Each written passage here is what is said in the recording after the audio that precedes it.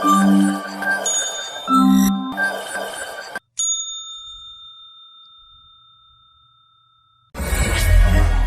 dəyərli izləyicilər. Baku Cobsazın İşdən Söhbət podkastının növbəti buraxılışı ilə qarşınızdayıq. Bu buraxılışda bizim qonağımız Nail Abdullayev olacaq. Nail bəy, xoş gəlmisiniz. Hoş gördük. Necəsiniz? Heyecan var. Amma burada olmaq və bu dəyişikliyi özümdə etmək özü bir heyecandır, motive edicidir və sizə də ayrıca təşəkkür edirəm ki, bizə şans yaratdınız, belə bir dəvətdə bulundunuz. Çox sağ olun, minnətdarıq. Mən təşəkkür edirəm Nail bəy sizə bizim dəvətimizi qəbul edib iştirak etdiyiniz üçün. Bugün qarşımızdakı bir saat ərzində ümumilikdə təxminən 1 saat çəkir bizim görüşlərimiz. Maraqlı bir mövzu əhatəsində danışacağıq sizinlə. Mövzumuz mən istədim ki, effektiv transformasiya ilə bağlı danışaq. Çünki sizin transformasiya ilə bağlı yetərli qədər təcrübəniz var mənim bildiyim qədər. Bunu bizim izləyicilərimizlə bölüşməyiniz, təcrübələrinizi paylaşmanız çox faydalı olacaq inanıram. Burada təkcə biz effektiv transformasiya ilə bağlı təkcə transformasiyanın nə olduğunu yox, transformasiyada strategiyada necə biz innovasiyaya keçid edirik. Çünki transformasiya nəticədə bir innovativliklə nəticələnir, innovativliyə gətirib çıxarır. Ancaq bunu biz strategiyada necə innovasiyaya çeviririk, praktikada bu necə olur, bu haqqında sizinlə danışaq. Ancaq mövzumuza keçid etməmişdən öncə mən istəyirəm ki, bir qısa formada özünüzü tanıdasınız. Nail bəy kimdir? Özünüzü bir qısa formada təqdim edin ki, dinləyicilərimiz də, izləyicilərimiz də sizi daha yaxından tanıya bilsinlər. Çox sağ ol bir daha Elvin. Mövzumuz doğrudan da maraqlıdır və çox genişdir. Çalışarıq ki, bugünə qədər qazandığımız təcrübələri, bilikləri maksimum dərəcədə paylaşa bilək. Mən Nail Abdullayev 25 ildən artıqdır ki, SOCAR və SOCAR'ın tərkibindəki fərqli qurumlarda, təşkilatlarda fəaliyyət göstərmişəm. Hal-hazırda son 3 ildir ki, Azərbaycanın tək infrastruktura, qaz paylama infrastrukturuna sahib olduğu Azərqazda fəaliyyət göstərməkdəyəm və baş direktorun əməliyyatlar üzrə müaviniyəm. Əlbəttə bu yolçuluq uzun olan bir yolçuluqdur buraya qədər gəlmək. Dediyimiz kimi 25 ildən artıqdır və hər zaman da SOCAR və SOCAR təşkilatlarında fəaliyyət göstərmişəm. İlk yolculuğumuz ta SOCAR zəncirinin, belə deyək də, halqasının, neft-qaz sektorunun halqasının, zəncirinin halqasının ilk başlanğıc nöqtəsi olan dənizdə kəşfiyyat, neft-qaz quyularının kəşfiyyatı olan neft buruqlarında fəaliyyətimə başlamışam sıfırdan sahədə. Və buradakı mənim qazancım sahədəki işləri gördüyün zaman işlərdəki olan prosesləri öyrənmişik. Bu biliklərə sahib olmuşuq. Bundan sonra müxtəlif zamanlarda yenə də SOCAR-ın fərqli segmentlərində fəaliyyət göstərmişəm. Demək olar ki, neft-qaz streamlərinin midstream, upstream, downstream bütün streamlərində fəaliyyətim olub xoşbəxtçilikdən. Sonradan həyat məni 2010-cu ilin başlarında SOCAR Türkiyəyə götürdü. SOCAR Türkiyədə də xoşbəxtçilikdən regionun bəlkə də ən böyük layihəsi olan Star neft emalı zavodunun layihələndirilməsində FİD-indən tutmuş, mühəndislik etaplarından tutmuş, ondan sonra sahə işlərinin tamamlanması və istismara qəbulu və istehsalatın ta kəndisində. Bundan sonra yenə də SOCAR Türkiyənin fərqli yenə də təşkilatlarında və ən son olaraq da yenə də SOCAR Türkiyənin əsətinə sahib olduğu qaz paylama şirkətlərində rəhbər vəzifələrdə görəv almışam, təcrübə qazanmışam və hal-hazırda da qeyd etdiyim kimi Azərqazın bu təcrübələr məni Azərqaza gətirdi. Və işimdən demək olar ki, çox məmnunam və bugün qazandığım bütün təcrübələri bugün Azərqazda tətbiq etmək, biliklərimi paylaşmaq, bu məni motive edir və çox da gümrah saxlayır, belə deyək. Çox sağ olun Nail bəy, özünüz haqqında ətraflı belə məlumat verdiyiniz üçün. Mən istəyərdim ki, bir də dəqiqləşdirək. Bu siz dediniz 25 il SOCAR-da işləmisiniz. Bu SOCAR-da 25 il müddət yəqin ki, bunun çətin dövrləri olub, davamlı hər şey düz xətt üzrə getməyib əlbəttə. Bu çətin dövrlər nələr olub? Bunlar haqqında qısa bir məlumat Əlbəttə, versək. ilk əvvəl Azərbaycan Dövlət İqtisadiyyat Universitetini bitirdik. Bitirdikdən sonra heç bir zaman düşünmürdün ki və ya planlamırdın ki, bu gün Azərqazda hər hansısa bir fəaliyyətdə olacaqsanmı? Yox. Ancaq universiteti bitirdikdən sonra bazar dəyərləndirməsi edirsən, baxırsan ki, nəinki Azərbaycanda, dünyada ən böyük, ən güclü enerji sektorudur. Enerji sektorunun Azərbaycandakı lideri SOCAR-dır. Və bu, bəli, və bu insanı çox həyəcan vericidir və özünü orada görməyə çalışırsan. Bizə də qismət oldu SOCAR-da dediyimiz kimi başlamamız. Ümumiyyətlə bir yerə planlamırsan ki, bu yerdə olum mən gələcəkdə əslində sadəcə olaraq sənə verilən işi, görəvi, vəzifəni yetərincə və layiqincə görməyə çalışırsan. Bunu gör, tamamla, həyat səni doğru yerə, doğru vəzifəyə, doğru görəvə götürəcəkdir. Bizim də həyat prinsipimiz belədir. O yüzden çətin anlarımız oldu mu? Oldu. Dediyim kimi iş universiteti bitirdikdən sonra neft buruqlarında sıfırdan işçi olaraq başlamaq, neft məhsullarının arasında, kimyasalların arasında, dənizin ortasında çətinliklər oldu mu? Oldu. Bu fiziki çətinliklərdir. Bir də iş həyatında mənəvi çətinliklərdən də rastlaşırsan əlbəttə ki. Məsəl üçün biz Azərqazda transformasiyaya başladıqda çox böyük bir çarxa malik olan, 10 min əməkdaşı olan, 10 milyona yaxın vətəndaşa xidmət edən bir qurumda dəyişimə gedirsən, dəyişiklik edirsən, transformasiya edirsən. Bunundakı mənəvi, psixolojik olaraq baskıları, təzyiqləri və sorumluluqları əlbəttə ki, ayrıca bir yük olur. Çətinliklərdirmi? Çətinliklərdir. Amma bu çətinlikləri hər zaman planlı, proqramlı, doğru komanda ilə, doğru kommunikasiya ilə davam etdirdikdə bunun nəticəsini əldə edəcəyindən də əmin olman lazımdır. Transformasiya siz toxunmuşkən elə mövzumuza buradan bir keçid edək. Sizin ilk təcrübəniz bildiyim qədər Azərqazda olmayıb transformasiya üzrə. Digər SOCAR-ın qurumlarında da bu üzrə təcrübəniz oldu transformasiyada. Transformasiya prosesi ümumilikdə sizin dediyiniz kimi çətin bir prosesdir və bunu qəbullandırmaq biraz çətin olur qarşı tərəflərə, işlədiyiniz şəxslərə. Bunun üçün ona görə ilk növbədə strategiya hazırlanmalıdır. Yəni bu təkcə dövlət qurumlarına məxsus bir şey deyil mənim bildiyim qədər. Həm dövlət qurumlarında, həm bizneslərində birinci strategiyanı təyin etməliyik, sonra həmin strategiya necə gedəcək onu tapmalıyıq və burada artıq rəhbərin də rolu var və mən də mövzumuzu bu struktur üzərində qurmağa çalışdım ki, bu strategiyanı necə təyin edirlər, buna necə getmək olar, rəhbərliyin rolu nədir, bunun üzərində biraz danışaq. Ümumiyyətlə, effektiv strategiya nədir, necə hazırlanır, burada önəmli olan kriteriyalar nələrdir? Resurslarımızı necə qiymətləndirməliyik, daxili imkanlar bölgüsünə necə baxmalıyıq, balansı necə qurmalıyıq orada? Şansımıza iş həyatımızdakı şansımız daha əvvəlki strukturlarda bir transformasiya və ya inteqrasiya yaşadığımız zaman burada bir iştirakçı olaraq, ilkin olaraq olduq. Hal-hazırda iştirakçı deyil, tətbiqçi rolundayıq. Və daha öncəki təcrübələri dediyim kimi tətbiq etmək daha rahatdır. Nəinki sıfırdan bir şey öyrənərəkdən tətbiq etmək.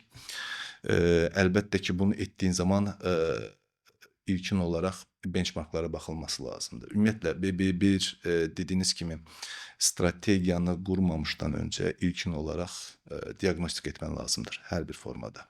Yəni bunu mən hər zaman misal olaraq göstərirəm ki, bir həkimin yanına xəstə getdiyi zaman ilkin olaraq onu müayinə edər, onun rentgenlərini çıxardar, analizlərini alar, edər, ondan sonra ona bir yolçuluq olaraq bir reseptini yazar və ya müayinə metodolojisi uyğulayar.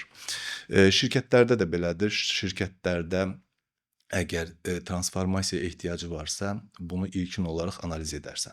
Analiz edərsən, diaqnostikasını edərsən, diaqnostika etdikdən sonra strategiyasını artıq, yəni strategiya Gedəcəyin, getmək istədiyin yolculuğu belirlərsən. Vizyonunu, misyonunu belirlərsən, SWOT analizlərini edərsən, KPI-larını belirləyərsən falan filan. Bu strategiya dediyimiz kimi tətbiqi bir çox şirkətlər ümumiyyətlə transformasiya dedikdə statistikalara baxdığımız zaman dünyanın demək olar 73-75% şirkətləri transformasiyasını feil edər, başarısız olar ümumiyyətlə.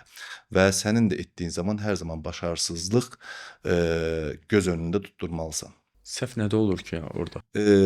Müxtəlif cür səhvlikləri var. İlkin olaraq bəzi şirkətlər trendi yakalayaraqdan bunu getməyə çalışar. Hə, son dövrdə Trend edərlər. İnnovativlik eləmək istəyir kimsə. Buna ehtiyac varmı, yoxmu, bu artıq ikinci məsələ olar. Bunu digərləri etdi, mənim də etməm lazımdır. Belə yanaşmaq olar və bunun iqtisadiyyatını heç bir zaman düşünməz və ya bundan nə əldə edəcəyini çox vaxt düşünməz. Bu ən belə də asan atılmış yanlışlıqlardan biridir. Digər səbəblər ola bilər ki, transformasiya qapalı otaqlar arxasında əgər bir strategiya yazılarsa, yəni bəzi ekspertlər, ondan sonra rəhbərliklər, ondan sonra konsultantlar bir araya gələrlər, strategiya yazarlar. Bu da yanlışdır. Nəyə görə? Strategiya aşağıdan yuxarıya yazılar. Yəni hər bir işçi, əməkdaş bunun bir parçası olması lazımdır. Eyni nüansa toxunacaqdım. Yəni bunu işçilər də həmin bir transformasiya parçası olmadıqlarına görə elə uğursuz olur yəqin ki. Ya da özlərini o transformasiya parçası kimi görmürlər. Şimdi transformasiyanın, yəni bir strategiya yazıldıqda bunun sonuna tətbiqi var. Tətbiqini kimdən edərsən? Əməkdaşlardan, işçilərdən bərabər. Əməkdaşlar buna sahiblənməsi lazımdır. Sahiblənməsi üçün özünün məhsulu olması lazımdır. Yəni strategiyanın daxilindəki bütün təşəbbüslər içərdən daxil olan təşəbbüslər olmalıdır. Yəni buna əməkdaşlar hamısı sahiblənməsi lazımdır. Yəni öz məhsulu olduğu zaman bunun tətbiqində də smooth keçər, belə axaraqdan keçər. O yüzden çox önəmlidir. Digər bir yanlışlıqlar, səhvliklər transformasiya strategiyada heç bir zaman büdcəni diqqətə almadan gedərsənsə, yəni sən öz iqtisadi gücünü diqqətə alman lazımdır. Yəni çox gözəl strategiya yazarsan da, sabah tətbiqinə başladığında o gücün olmadıqda yenə də masanın üzərində qalmış olur. Yorğana görə ayaq uzatmaq. Bəli, yorğana görə ayağını uzatmaq. Doğru. Üçüncüsü strategiya dəyişə bilən olması lazımdır. Yəni bilirsiniz ki, bir strategiya yazıldıqda qısa dönəm, orta dönəm, uzun dönəm üçün yazılır hər zaman. Ancaq dünya dəyişir, dövr dəyişir, texnologiya sürətli olaraq dəyişir. Bu dəyişdiyi zaman mütləq şəkildə sən də dəyişmən lazımdır. Bu səbəbdən strategiya budur, asla dəyişməz dediyin anda ilerləyə bilməzsən. Yəni strategiya özlüyündə dəyişməyə açıq olması lazımdır. Çünki hər bir şirkətin olduğu məkana görə, coğrafi yerləşdiyinə görə, iqtisadi və ya siyasi və ya qanunvericiliklərə görə edilən dəyişikliklərə hazır olman lazımdır. Sən də anında dəyişikliyə açıq olman lazımdır. Və bu əsas bu məqamlar strategiyanı daha güclü qılar. Bunlara diqqətə alarsansa, strategiyan daha başarılı, tətbiqində daha başarılı olmuş olursan. Sizin təcrübənizdə ən effektiv strategiya nə olub? Transformasiya strategiyası. Strategiyanın effektivliyi dedikdə ümumiyyətlə bir strategiya yazıldığında biraz öncə qeyd etdiyim kimi 300-400 səhifəlik bir strategiya yazılır adətən. Bunun içərisində dediyim kimi diaqnostikası olar, analizi olar, KPI-ləri olar, ondan sonra SWOT analizləri də olar, fərqli bir sürü təşəbbüslər, təşəbbüslərin prioritetləri olar. Bunun effektivliyini əldə edə bilməmiz üçün ilkin olaraq bir strategiyada prioritetlərin olması çox önəmlidir. Başdan başlasaq belə deyək ki, bir strategiya yazılır 300-400 səhifəlik. Bunu bir CEO da oxuyar, middle management də oxuyar, işçilər də oxuyar. Hər kəs fərqli anlayar. və hər kəs strategiyadakı təşəbbüsləri fərqli formada icra etməyə çalışar və hamısını birdən etməyə çalışar. Effektivliyi əldə etmək üçün strategiyanın mütləq şəkildə prioritetləri olması lazımdır. Yəni prioritetlər, öncəliklər önə çıxardarsan, bunu icrasına keçərsən və hər bir əməkdaş bilməsi lazımdır ki, bu ilki, bu dönəmki prioritetlər hansılardan ibarətdir və biz bunu örnək olaraq prioritetləri eyni zamanda illik, aylıq hədəflərimizin içərisinə saldıq ki, effektivliyi əldə edək. Yəni günlük böyük bir dönən çarxdakı əməliyyatlar sənin günlük enerjinin çox hissəsini alır və bu avtomatik olaraq sənin strategiyandakı təşəbbüsləri ikinci plana salır. Kiçik Bu çarxlar böyük səbəbdən çarxın bir hissəsi olmalıdır. bəli, bəli, kiçik çarx böyük çarxın bir hissəsi, bir parçası olması Evet, onu gərəkir. hərəkətə Günlük gətirəmir. əməliyyatların bir parçası olması lazımdır. İkincisi, ölçülə bilən olması lazımdır. Məsələn, müştəri məmnuniyyətini biz yüksəldəcəyik. Deyil.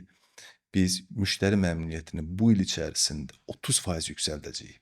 Daha ölçülə bilən olması lazımdır, daha smart, ağıllı olması lazımdır.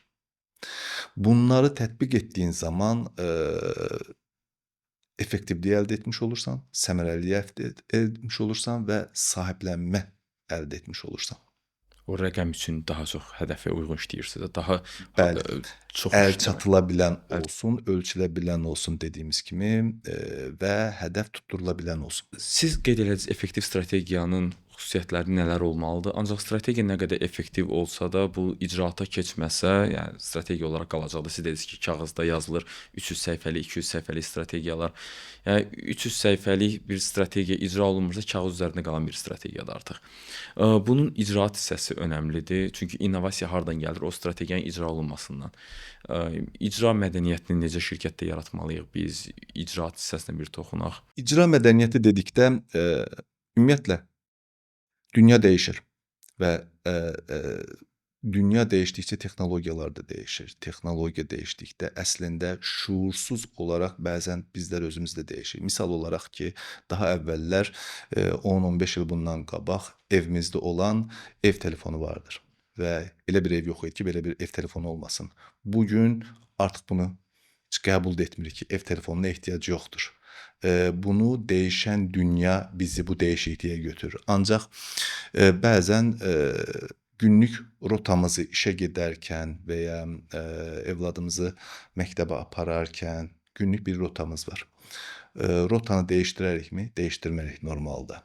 Və ya əsasən də kişilərdə dəlləyini dəyişdirmək necə diskomfort verər? Bu dəyişiklikləri qəbul etməkdə zorlanırıq adətən. Və bunun kimi böyük strukturlar adətən dəyişməyə hazır olmur. Bunun fərqli səbəbləri ola bilər ki, qayda-qanunlar, qanunvericilikdəki olan fərqli yanaşmalar icazə verməz və ya bürokratik əngəllər icazə verməz böyük strukturlardakı Azəriqaz kimi bir dəyişiklikləri. şirkətdə ümumiyyətlə çətin olar bu icra mədəniyyətini formalaşdırmaq. Bəli, Azəriqazda qeyd etdiyim kimi 100 il tarixi olan bir şirkətdir. Yəni Azəriqazın infrastrukturu 83 min kilometr olmuş bir infrastruktura, şəbəkəyə malikdir.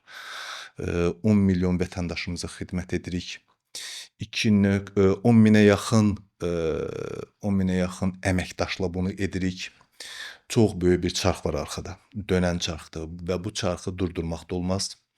Və əsas məqsədimiz təhlükəsiz olaraq, dayanıqlı olaraq vətəndaşlarımıza qaz təchizatıdır. Düşünün və bu böyük bir çarxı dönərəkdən dəyişdirməyə çalışırsan. Bunu misal olaraq göydə uçan təyyarənin uçaraqdan mühərrikini dəyişdirmək kimir.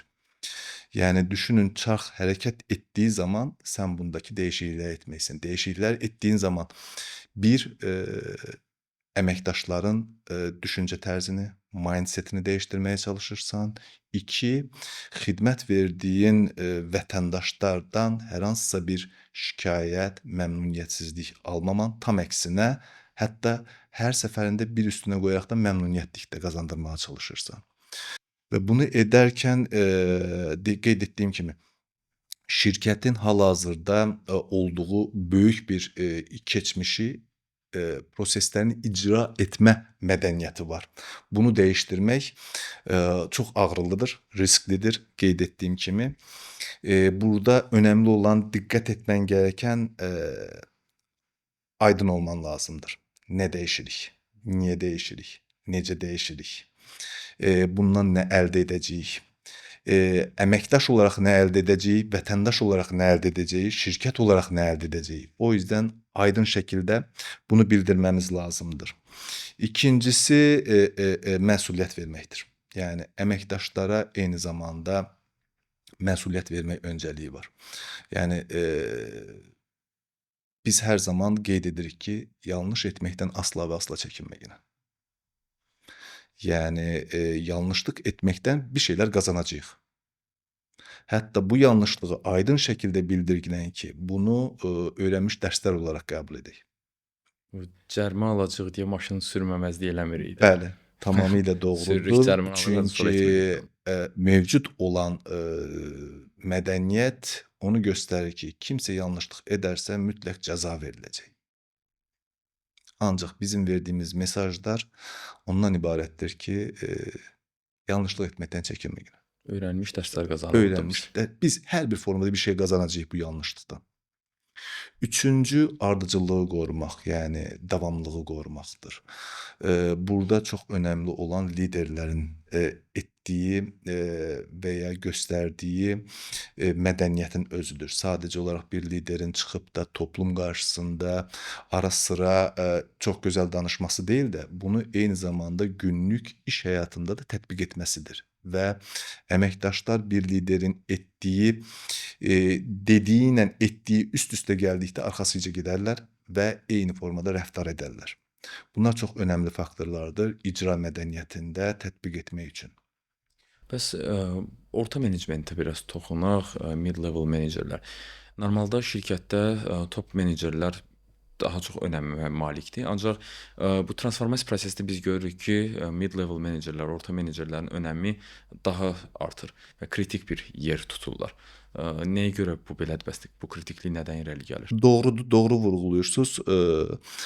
Top menecment hər zaman hər hansısa bir təlimat verər, əmrlər yayılır, yeni proseslər qurğularlar.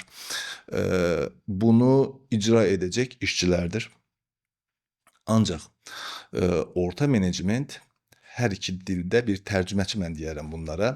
Yuxarı top menecmentdən işçi arasındakı olan həm münasibəti qurandır, həm də top menecmentdən gələn təlimatları tərcümə edər, işçiyə çatdırır. Eyni zamanda işçilərdən gələcək feedbackləri alaraqdan doğru formada top menecmentə analiz edərəkdən verən tərəfdir. İşçilərdə ruh yüksəkliyini yaradacaq, o taskı doğrudan düzgün Əlbəttə, itiriləcək. biz məsəl üçün dəyişikliklərə başladığımız zaman bütün menecmentlə bilirsiniz bizim 12-yə yaxın regionumuz var. Ondan sonra fərqli-fərqli idarələrimiz var. Bu idarə rəhbərləri ilə mütəmadi olaraq görüşlərimizdə təlimatlar, ondan sonra göstərişlər, ondan sonra görüləcək işlər barəsində mütəmadi olaraq danışırıq və görürsən ki, bəzi regionlarda və ya bəzi funksiyalarda bunun birəbir icrasını, bəzilərində olmaz. Buna anlıq və həmən yerində müdaxilə etmən lazımdır. Yəni bəzən menecmentin doğru dildə, doğru mesajları ta işçiyə qədər götürə bilməməsi bu qopuqluğa gətirib çıxardar. Bunu aradan qaldıra bilməsi üçün mütləq şəkildə orta menecment dediyimiz təlimləndirmək, maarifləndirmək, onlara yatırım edilməsi mütləqdir, şərtdir ki, bunun effektivliyi, geri dönüşü qısa bir zamanda mükəmməl bir geri dönüş olmuş olur. Mən sizin dediklərinizdə də diqqət edirəm. Bizim, məsələn, mən çalışdığım qurum Azneft İstehsalat Birliyi hazırda transformasiya prosesindədir. Və özümdə bunları bir sistemləşdirirəm beynimdə ki, biz transformasiya prosesində bunu nəyə görə eləyirik? Məsələn, mid-level'ların, menecerlərin təlimləndirilməsi prosesi. Doğrudan da biz bu ilə bağlı bir təşəbbüsümüz var. Yəni bu təşəbbüsü irəli sürmüşük. Ancaq burada hansı kritiklikdədir, sizinlə danışdıqca mənim üçün daha da aydın olur bu proses. Bəs rəhbərlərin, ənənəvi rəhbərlərin deyək də, hazırki bu transformasiya prosesində olan rəhbərlərdən, liderlərdən fərqləri nələr olur? Nə fərqləndirir, hansı xüsusiyyətlər fərqləndirir? Bu da mənim üçün özümə maraqlı olan bir şeydir. Çünki ənənəvi rəhbərlər var bizdə, strukturumuzda var. Sırf hazırda çalışdığım praktikada rastlaşdıqlarımla bağlı deyirəm. Bunu bəs transformasiya prosesində olan rəhbərdən nə ilə fərqləndirə bilərik? Güzel ve maraqlı bir sualdır. Eee, Şimdi ənənəvi işdə ümumiyyətlə gedəcəyin yol bəlli və necə gedəcəyin də bəllidir. Çünki yaşadığın günlük təcrübə buna sənə verir. Transformasiya zamanı gedəcəyin yol bəlli, amma necə gedəcəyin naməlumdur. Belə deyək, hər bir transformasiya yaşayan şirkətlər də fərqli-fərqli yollardan gedərlər. Heç biri bir-birinə bənzəməz. Çünki burada fərqli-fərqli dinamikalar var, fərqli-fərqli coğrafi aspektlər var, fərqli-fərqli qaydalar, qanunvericiliklər var. Hər şirkət üçün keçərlidir. Ən sadə dildə desək, Azəriqaz kimi və ya ikinci Azəriqaz varmı Azərbaycanda? Yoxdur. Olmadığından dolayı belə bir təcrübə yaşanıbmı? Yaşanmayıb indiyə qədər də. Və transformasiya bu səbəbdən transformasiya liderlərində biraz fərqli yanaşmalar olması lazımdır. Qeyd etdiyimiz kimi ənənəvidə necə gedəcəyin, hansı yoldan gedəcəyin də var. Ancaq transformasiya liderlərində yol bəlli deyil. Gedəcəyin yer bəllidir, yol bəlli deyil. Komanda necə arxasıca aparsın həmin Şimdi rəhbər? burada diqqət edilməsi gerəkən bəzi məqamlar var. Mən necə fikirləşirəm bunu? Rəhbər normalda bildiyi bir yol var ki, onun arxasıca komandasını aparır. Ancaq transformasiya prosesində gediləcək yol da tam bəlli deyil. Rəhbər arxasıca komandanı aparmalıdır. Necə? Qeyd etdiyim kimi gediləcək yol bəlli olmadığına görə açıq, aydın şəkildə kommunikasiya edilməsi lazımdır. Yəni baxın gedəcəyimiz yer bəllidir, amma necə gedəcəyimiz bəlli deyil. Bunu bərabər gedəcəyik. Bərabər bir araya gələcəyik, bərabər ağıl ağıldan üstündür nöqtə ilə və ya fikri ilə, yanaşması ilə bir yerdə yolu müəyyən edəcəyik. Bu digərlərini də səninlə bərabər götürür. İkinci, diqqət etmən gerəkən qeyri-müəyyənliklər var. Olacaq qeyri-müəyyənliklər. Qeyri-müəyyən zamanda rahat olmaqdır. Əgər bir lider qeyri-müəyyənlik zamanı özü bir panik halə gətirirsə, bütün komandanı panikə gətirir. Sistem çökər. Asla və asla qeyri-müəyyənlikdə panikə girmək lazım deyil. Rahat olmaq lazımdır. Zaten transformasiya etdiyində qeyri-müəyyənlik olduğunu qəbul etmən lazımdır. Və buradakı yenə də transformasiya liderlərinin özəlliklərindən birisidir. Üçüncüsü də ki, mütləq şəkildə gediləcək yolda maneələr olacaqmı? Olacaq. Bu maneələrdə hər zaman lider öndə olması lazımdır. Aradan qaldırması üçün komandanın ta yanında olması lazımdır. Və qeyd etdiyim kimi, genel olaraq ənənəvi ilə transformasiya liderlər arasındakı bu fərqliliklər olur. Ümumiyyətlə bu işdə transformasiyada kommunikasiya bildiyimiz qədər çox önəm daşıyır. Qeyd etdiniz, siz komanda ilə münasibətlərin qurulması, rəhbər ümumiyyətlə bu kommunikasiyanı necə qurmalıdır? Yəni çox önəmli bir məsələdir kommunikasiya komanda ilə. Ümumiyyətlə bir strategiya yazılar mükəmməl də ola bilər. Hətta tətbiqinə də hazır ola bilərsən. İqtisadi gücün də ola bilər. Çox şirkətin də təcrübələri ola bilər. Ancaq biraz öncə qeyd etdiyim kimi başarısızlığın çox bir hissəsi kommunikasiyaya gəlib toxunur.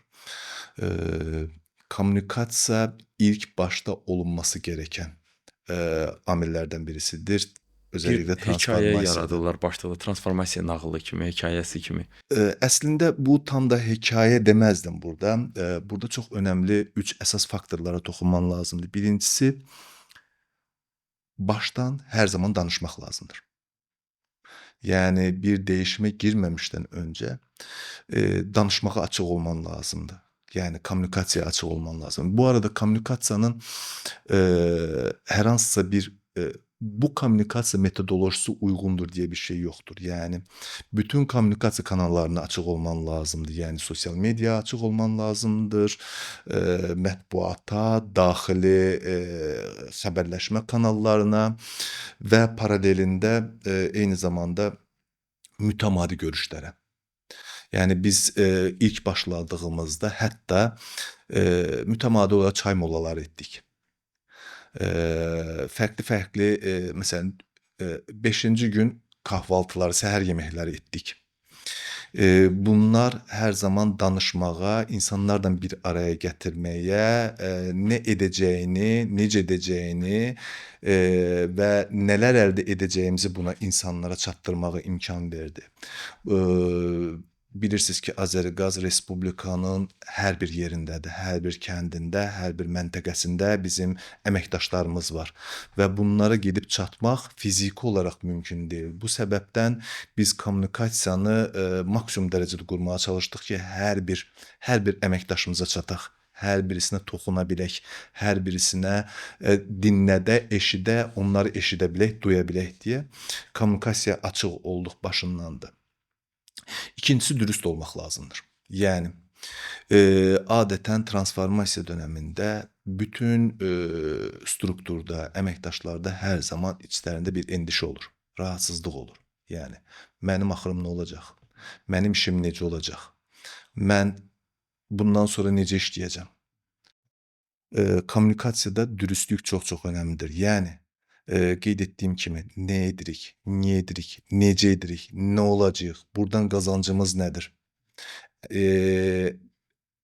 Biz olaraq qazancımız nədir? Vətəndaş olaraq qazancımız nədir? Şirkət olaraq qazancımız nədir? Hamısını dürüst-dürüst birər-birər söyləmək lazımdır. Üçüncü əsas bu danışmağı, bu kommunikasiyanı mütəmadi olaraq eləmək lazım. Yəni çox tez-tez mütəmadi olaraq kommunikasiyada olmaq lazımdır ki, qırılma nöqtəsi olmasın. Bunları etdiyin zaman sənin strategiyanın tətbiqi transformasiya dönəmində daha keçid olaraq daha ağrısız olmuş olur, daha problemsiz olmuş olur. Bir rəhbərin necə bu transformasiya prosesində iştirak etməsi ilə bağlı siz qeyd etdiniz. Özünüz isə bir rəhbər olaraq qazanılmış dərsləriniz nələr olub? Nələr öyrənmisiniz bu müddət ərzində? Çünki dediyiniz kimi bu rəhbər həmin prosesi yəqin ki, siz də ilk səfərində edəndə bunu necə həmin yola gedəcəyinizi bilməmisiniz. Maraqlı sualdır, amma biraz da çətinliyi var. İlk gənc yaşlarında hər zaman proseslərə güvənirsən, sistemlərə güvənirsən, ondan sonra qurduğun kontrol mexanizmalarına güvənirsən, özünün gördüyün tək başına, yalnız olaraq gördüyün işə güvənirsən. Və kiminləsə hansısa bir işi paylaşdığın zaman necə görəcək? Mənim qədər keyfiyyətli görəcəkmi? Hər zaman suallar doğurursan özündə. Ancaq təcrübə göstərir və uzun illərin təcrübəsi səni o yerə gətirir ki, komanda güvən vermək hər zaman vacibdir, önəmlidir. Bir komanda ilə insanlarla mükəmməl prosesləri qura bilərsən. İnsanlarla fərqli perspektivlərdən baxış açısı ilə olan yanaşmalara görə prosesləri daha da təkmilləşdirə bilərsən. Diversitini qorumuş olursan, baxış açılarını dəyişdirmiş olursan və proseslərdəki effektivliyi qazanmış olursan.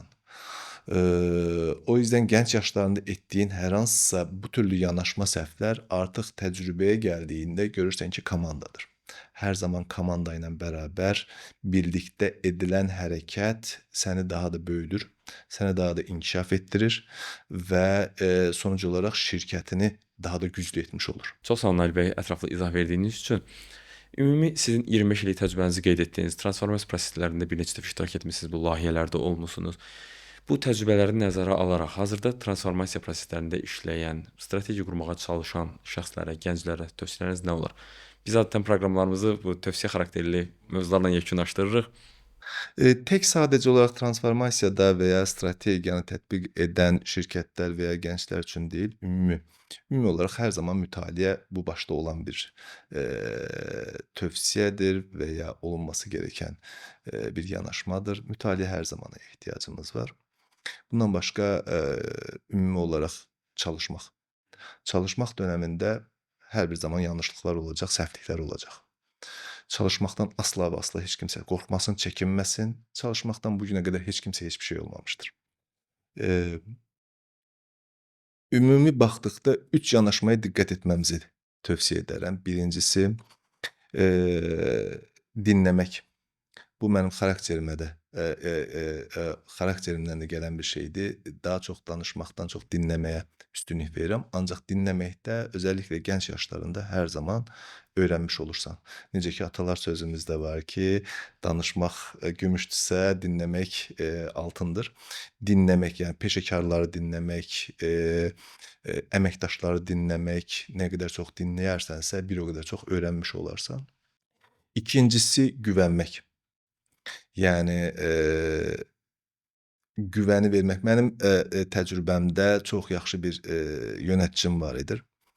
Hər zaman yeni gələn əməkdaşa deyərdi ki, bu gün 100%'lik güvəni verdim sənə.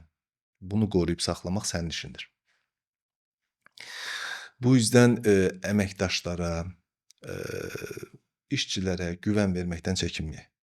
Yəni güvən ver, o qoruyub saxlayacaq və güvəni nə qədər çox verərsənsə, yəni məsuliyyəti əldə edən daha çox çalışqan, daha çox effektiv işləyən, daha çox məsuliyyətli birisinə dönüşmüş olur. Üçüncüsü, tək olmamaq. Yəni tək başına bir iş görməməkdir. Hər zaman komanda ilə bərabər görülməlidir. Çünki biraz öncə də qeyd etdiyimiz kimi ağıl ağıldan üstündür. Fərqli perspektivlər, fərqli yanaşmalar hər zaman yeni riskləri minimizə etmiş olur. Daha çeviklik əldə etmiş olur. O yüzden tek başına deyil, komanda ilə bərabər hərəkət etməkdir. Nail bəy, icraat hissəsindən danışdıq biz, ancaq bu icraat Azəriqaz kimi böyük bir qurumda, yəni siz dediniz, sahələri var, çox 12 regiondan ibarətdir Azəriqaz və indi hazırda rəqəmsallaşan bir dünya var qarşımızda və ya bütün prosesləri, transformasiya prosesində ən böyük hissəni rəqəmsallaşma tutur. Hansı ki, məhdud resurslarımız olanda bizim köməyimizə rəqəmsallaşma çatır. Azəriqazda bunu tətbiq eləmisinizmi? Yəqin ki, etmisiniz, sadəcə necə gedib bu proses rəqəmsallaşma, ondan da bağlı toxunsanız. Doğru. Əslində strategiyamızın bir parçasıdır bizim rəqəmsallaşma. Yəni strategiyamızı biz yaratdığımızda dedik 3 istiqamətdir. Ana istiqamətimiz var. Birincisi rəqəmsallaşma. İkincisi mevcut strukturun yenilənməsi, yəni strukturu yeni rəqəmsallaşacaq platformamıza uyğunlaşdırmaq. Üçüncüsü də ki, dəyər yaratmaq. Value creation proqramımızı yaratdıq. Rəqəmsallaşma biz 2025-də demək olar ki, sahəyə 20-dən çox workforce management, yəni sahə işlərinin rəqəmsallaşma modulləri, sahə işlərinin idarə edilməsi üçün 20-dən çox modulu olan proqram təlimatları tamamladıq və sahəyə verdik. Əlbəttə ki, bilirsiniz ki, Azəriqaz kimi köklü şirkətlər əsasən sahə işləri hər zaman kağız üzərindən davam edib. Bu kağız üzərindəki olan aktlar və ya qeydlər, bunların gəlib də sonradan fərqli idarələrimizdə sistemə girilməsi, onun menecment üçün bir hesabatların hazırlanması, buradakı insani faktorlar olan yanlışlıqların edilməsi kimi nöqsanlar var və bir hesabatlıq əldə etmək aylar çəkər. Və bu hesablığın da keyfiyyəti hər zaman sual altında qalırdı. Rəqəmsallaşma bizə nə verdi? Rəqəmsallaşma bizə anlıq olaraq ölkəmizin hər hansısa bir sahəsində, rayonunda, kəndində çalışan əməkdaşımız günlük olaraq nə gördü? Necə gördü? Hansı risklər var ortada? Keyfiyyətini anlıq olaraq görə bilirik. Bu bizə eyni zamanda hesabatlılığı verdir. Və 2025-də bu tətbiqləri verdik. 2026-dakı planlarımız əsasən data collection'dır. Çünki bir şirkətin rəqəmsallaşmaya gedən yolculuğunda datanın önəmi var və 2026 bizim data collection ilimizdir. Bu data collection üzərindən artıq daha çox analizlərimizi edə bilirik. Daha çox risklərimizi görə bilirik, daha çox planlarımızı qura bilirik və daha çox optimallaşdırma və effektivliyə doğru yolculuğumuz olacaqdır. O yüzden rəqəmsallaşma qeyd etdiyim kimi bizim ana prioritetdir. strategiyamızın və buna başlamışıq. Əlbəttə ki, burada da fərqli-fərqli çətinliklərimiz oldu mu? Oldu. Nəyə görə? Çünki əməkdaşlarımız qeyd etdiyim kimi fərqli-fərqli rayonlarda, regionlarda çalışan əməkdaşlarımız demək olar ki, çox hissəsi knopkalı telefonlar işlədirdi. Bunlara yeni smartfonlar və tamamilə yeni bir tətbiq verirsən, program, application verirsən ki, bunu istifadə etginən. Bunu onlara çatdıra bilməmiz üçün mütəmadi o təlim proqramları etdik. Digər bir tərəfdən transformasiyada hər zaman qarşıdurmalar olur və insanlar daha əvvəl istifadə etdikləri iş prinsipləri, biraz da öncə də danışdığımız icra mədəniyyətindən çıxmaq istəmirlər. Çünki bir konfor alanı var. Bu konfor zonasından çıxmamağa çalışırlar. Ancaq bu tətbiqləri əməkdaşlarımıza anlatarkən onun işini nə qədər rahatladacağını, artıq günlük bu qədər kağızdan yazılara ehtiyac qalmayacağını, sadəcə tətbiqi istifadə etməklə nə qədər sürət qazanacağını, nə qədər zamanını effektiv olaraq dəyərləndirəcəyini göstərərəkdən, anlataraqdan, maarifləndirərəkdən başlamışıq. Hal-hazırda sürət qazanırıq. Eyni zamanda bizim üçün çox öncəlik işin də keyfiyyətidir. Çünki tətbiqdən nə qədər keyfiyyətli, doğru formada istifadə edərsə, bizim datamızın keyfiyyəti yüksəlmiş olacaq. Əlbəttə ki, bu kifayət deyil. Bir rəqəmsal proqramı tətbiqə verərsən, sonra geri dönüşləri yığarsan, geri dönüşlərə görə də tətbiqini daha da mükəmməlləşdirərsən. Bu mütəmadi gedəcək bir işdir. Yəni bu il edəcəyik, gələn il edəcəyik deyil. Bu hər zaman mükəmməlliyə doğru getməkdə davam edəcəyik. Əlbəttə ki, bütün feedbackləri, geri dönüşləri sahədən toparlamamız da şərtdir. Nail bəy, təşəkkürlər tövsiyələriniz üçün. Ümid edirəm bizim izləyicilərimiz üçün də faydalı olacaq bu tövsiyələr. Və bununla da biz proqramımızı yekunlaşdırmaq istəyirik bugünkü buraxılışımızı. Hər hansısa bir mesajınız, dinləyicilərə çatdırmaq istədiyiniz və yaxud da gözlədiyiniz hansısa bir sual bizim vermədiyimiz, yəni mənim vermədiyim hansısa bir sual oldu mu? Yox, çox sağ olun bir daha. Əslində gözlədiyimdən daha da geniş, daha da maraqlı bir suallardan gəldiniz. Buna görə yenə də bir daha təşəkkür etmək istəyirəm. Bizim üçün doğrudan da çox xoş idi. Nə qədər seyircilərimizə dəyişimlə bağlı mesajlar verməyə çalışdıq. Ümid edirik ki, yetərincə oldur. Ümid edirik ki, dəyişməkdən çəkinməyək. Dəyişməyə hər zaman hazır olmamız lazımdır. Çünki dünya dəyişir. Dünya dəyişdikcə bizim də dəyişməmiz lazımdır. Biz dedikdə həm özümüzük, həm kiçik ailəmizdir, həm bir toplumumuzdur, həm şirkətlərimizdir, həm ölkəmizdir. Asla və asla dəyişməkdən çəkinməyək. Uğur dəyişiklikdən gəlir həmişə. Bəli, təşəkkürlər. Təşəkkürlər Nail bəy, çox sağ olun. Təkrar dəvətimizi qəbul edib gəldiyiniz üçün. İzləyicilərimizə də təşəkkür edirəm izlədikləri üçün. Mövzumuzla bağlı, danışdıqlarımızla bağlı rəyiniz, fikirləriniz olarsa şərh bölməsində qeyd etməyi unutmayın. Diqqətiniz üçün təşəkkürlər. Sağ olun.